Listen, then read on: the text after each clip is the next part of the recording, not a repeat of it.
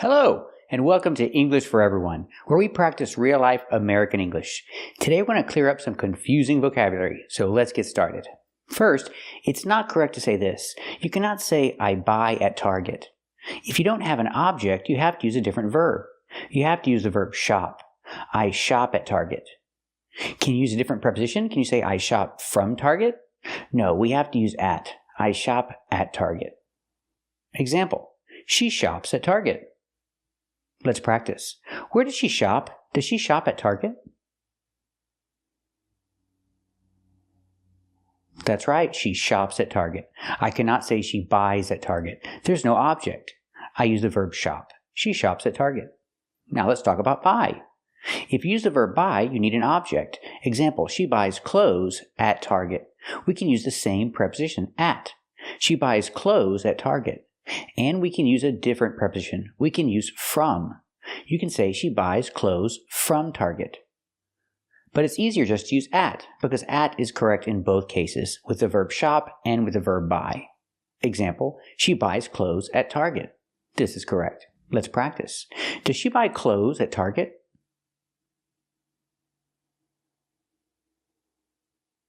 That's right, she buys clothes at Target. And you can also say she buys clothes from Target, but at is easier. Just use at. So do I always need an object after buy? Well, not always. I can also say this. I can say she likes to buy in bulk. I don't have to say groceries. She likes to buy groceries in bulk. This is correct, but I don't have to use the object when I say in bulk. She likes to buy in bulk. And what does that mean?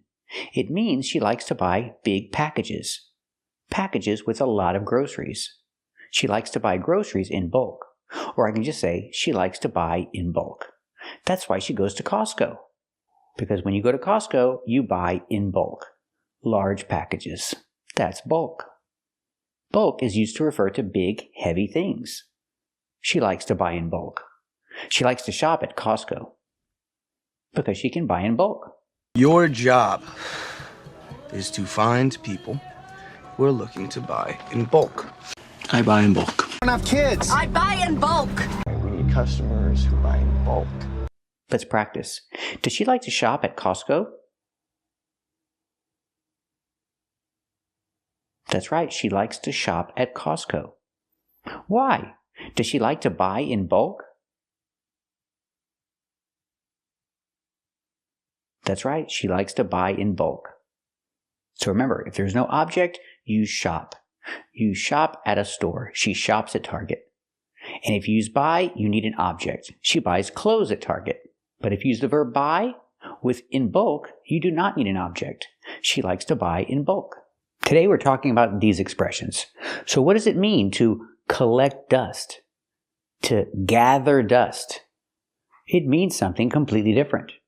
I look at the table, and I see there's a lot of dust on the table. So can I say the table is gathering dust, or the table is collecting dust? No, we don't say that. Although it is, we don't say that. So what does it mean? It's to talk about something that nobody uses. If nobody uses it, I can say it's just collecting dust. It's just gathering dust. This is what we say when we talk about something that nobody is using. Let's hear some examples. It's just collecting dust. Things have a way of gathering dust. You want these back? They're just gathering dust. Yes, it's just collecting dust. It's just collecting dust. But their frame is up there just collecting dust. Example, my wife bought this treadmill, but she never uses it, and I never use it either. So it's just sitting there. It's just collecting dust. It's just gathering dust. Because nobody uses it, that's what we say. Let's practice. Is anybody using the treadmill? That's right, nobody is using the treadmill. So is it just gathering dust? That's right, it's just gathering dust. Is it just collecting dust? That's right, it's just collecting dust. So remember, use these expressions, collect dust and gather dust, when you talk about something that nobody is using. You should probably sell it, if it's just collecting dust. So we're looking at the verbs jip and bilk. They both mean to cheat somebody. to cheat somebody out of something, but they're used a little differently. First, let's look at gyp. So if somebody cheated me, I can say they gypped me. And I use out of. They gypped me out of money. Gyp in the past, gypped. But when I link it with a consonant after gypped, it's a stop T and you don't really hear it. Gyp me. The tongue goes up, but you don't really hear it. They gypped me out of money. That means they cheated me out of money. Let's hear some examples. We've been gypped all our lives, Smiler. Because I figured that no matter what I screwed up in my life, no matter what I felt gypped out of, I had the most important thing right. We've been gypped. Here's the deal, Mom. We thought it over, and we decided we were being totally gypped. So I can die with a smile on my face without feeling like the good Lord gypped me. Downtown with us. I'm telling you, the devil gypped me for a hamburger! Example. She put her money in the machine, but she didn't get anything. She was gypped. She was gypped out of her money. You can also use gyp as a noun. It's not a good deal. She lost her money. It's a bad deal. You can say, it's a gyp, or what a gyp. She put her money in the machine and she didn't get anything. What a gyp. Let's hear some examples. I got suckered. I thought they were going to deputize me or something. What a gyp. What a gyp. What a gyp. That sucks. What? Let's go. What a gyp. Let's practice. She put her money in the machine, but she didn't get anything. Was she gypped out of her money?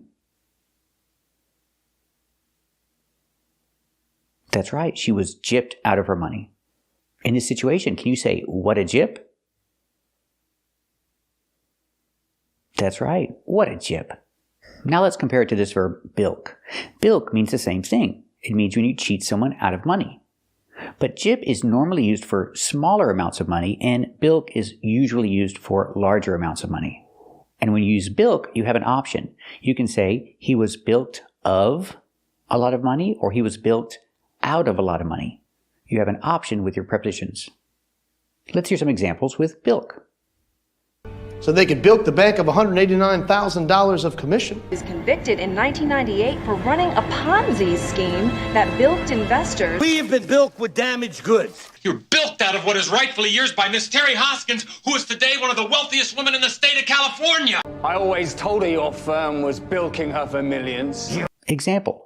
He was one of the investors that lost money. He was cheated out of a lot of money. They bilked the investors out of a lot of money, out of millions of dollars. So the investors were bilked out of millions of dollars. Let's practice. Did they bilk the investors out of millions of dollars? That's right, they bilked the investors out of millions of dollars. They cheated them. Now let's practice with passive voice. Were the investors bilked out of millions of dollars? That's right, the investors were bilked out of millions of dollars. They were cheated. They were bilked. So remember, gyp is a verb and gyp is a noun. You can say I was gypped or what a gyp. Bilk is only a verb. Gyp is usually used for smaller amounts and bilk is usually used for larger amounts, but not always, just usually. Thank you for watching, and if you like this video, subscribe to our channel. And if you want to become a member, click the join button. And we'll see you next time.